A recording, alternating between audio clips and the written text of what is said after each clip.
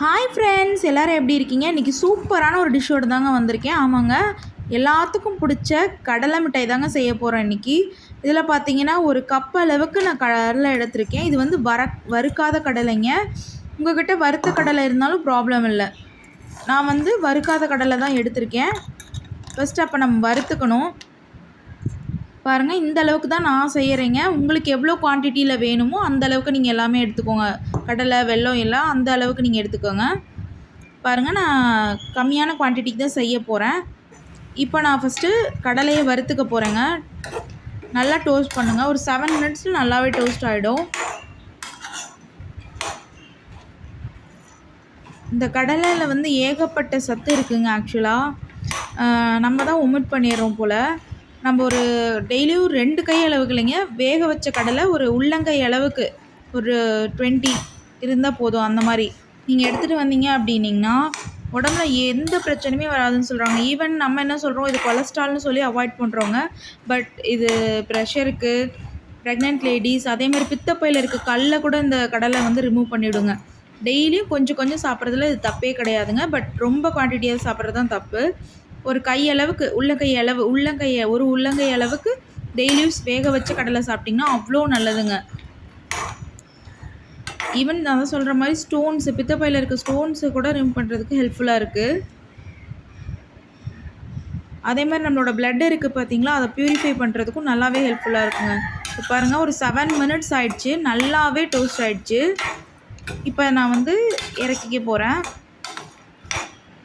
இதிலிருந்து தோலை அப்படியே ரிமூவ் பண்ணிக்கிட்டேங்க. பாருங்கள்,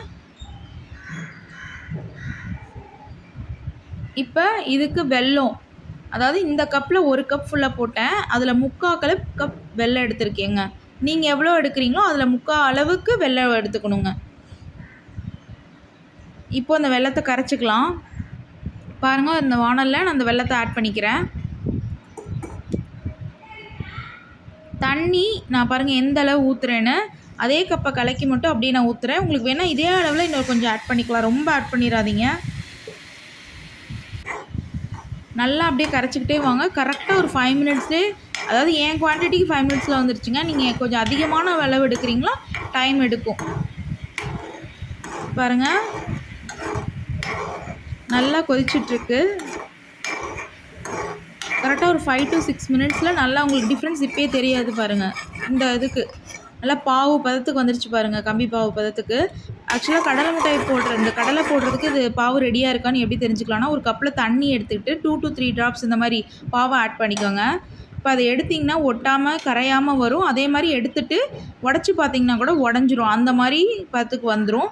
அது கரெக்டான பதத்துக்கு பாவு வந்துருச்சுங்கிறதுக்கு நம்ம தெரிஞ்சுக்கலாம். பாருங்கள், இப்போ நம்மளது பாவு ரெடி தான். இப்போ நம்ம தோலை உரித்து வச்சுருந்தோம் பார்த்திங்களா கடலை, அந்த கடலையை அப்படியே அந்த பாவில் ஆட் பண்ணிக்க போகிறோங்க. அந்த சூட்டோட சூட்டாகவே நல்லா வந்து கலரி விட்டுறணுங்க. நல்லா எல்லா கடலையிலையுமே அந்த பாவு அப்ளை ஆகிற அளவுக்கு நான் நல்லா கலந்துக்கிறேன். பாருங்கள், நான் சொன்னேன்ல கம்மியான குவான்டிட்டியில் நான் செஞ்சுருக்கேன். உங்களுக்கு எவ்வளோ குவான்டிட்டி வேணுமோ அதுக்கேற்ற மாதிரி கடலை, வெல்லம் அப்படியே ஆட் பண்ணிக்கோங்க. இப்போ நல்லா மிக்ஸ் ஆகிடுச்சு. நான் எந்த பிளேட்டில் மாற்றுறேனோ அதில் நெய்யோ எண்ணெயோ தடவிக்கலாங்க. இப்போ பாருங்கள், நான் எல்லாத்தையும் மாற்றிக்கிட்டேன். எல்லாம் ஒன்று கூட இந்த மாதிரி வச்சுக்கோங்க. நிறையா குவான்டிட்டியில் செய்கிறீங்க அப்படின்னா அந்த சப்பாத்தி ரோல் பண்ணுறோம் பார்த்திங்களா, அந்த இதை எடுத்து அந்த ரோலரில் நல்லா தேய்ச்சிங்கன்னா நல்லா எல்லா பக்கம் ஸ்ப்ரெட் ஆகிடும் ஈவனாக. இப்போ பாருங்கள், இது அப்படியே ஸ்கொயர் ஷேப்பில் நீங்கள் கட் பண்ணுறா பண்ணிக்கலாம். நான் என்ன பண்ணிக்கிட்டேன்னா கையில் பிடிச்சிக்கிட்டேங்க. டக்குன்னு பிடிச்சிங்கன்னா கை வெந்துடும்.